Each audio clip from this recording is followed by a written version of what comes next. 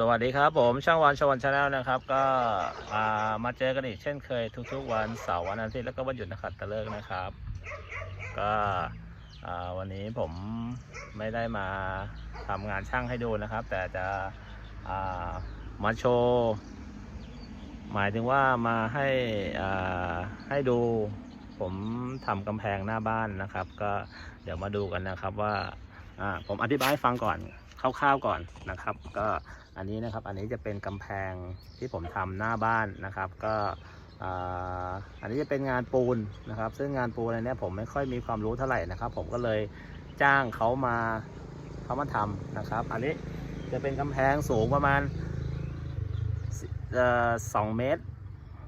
กำแพงสูงประมาณ2 เมตรความสูงของ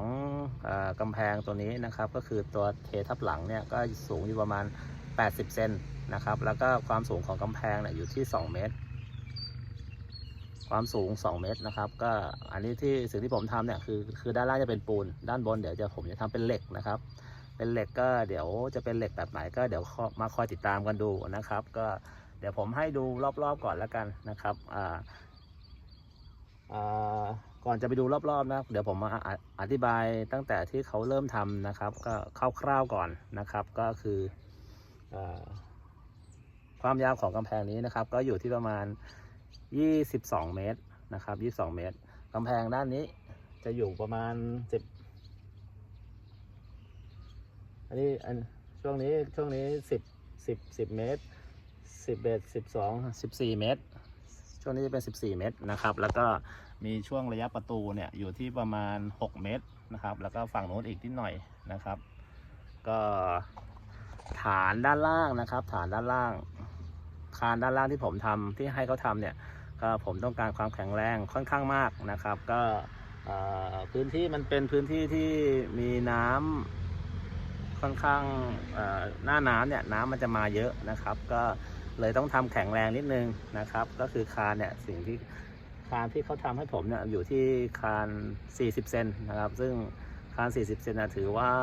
ค่อนข้างแข็งแรงเลยทีเดียวนะครับผมไม่รู้ว่าสเปคทั่วไปเนี่ยเขาทำกันคานเท่าไหร่นะครับแต่คานตัวนี้สิ่งที่ผมให้ลุงแกทำนะครับก็คือคาน40นะครับ40 เซนความสูงของคาน40 เซนนะครับค่อนข้างแข็งแรงเลยทีเดียวนะครับตัวนี้ไม่ได้ตอกเสาเข็มนะครับตรงช่วงบริเวณเสาเนี่ยจะใช้เป็นทำเหมือนฐานแผ่นะครับก็ประมาณเมตรคูณเมตรแล้วก็ทำคาน40 เซนนะครับ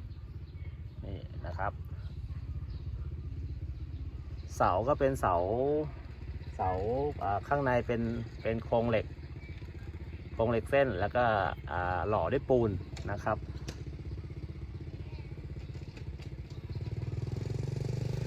เดี๋ยวยังไงดีเดี๋ยวผมเริ่มถ่ายตั้งแต่แรกๆไว้นะครับเดี๋ยวก็ไล่ดูกันนะครับว่าสิ่งที่ผมพูดมามันจริงไหมแล้วก็เดี๋ยวมาชมตอนต่อไปหลังจากที่ผ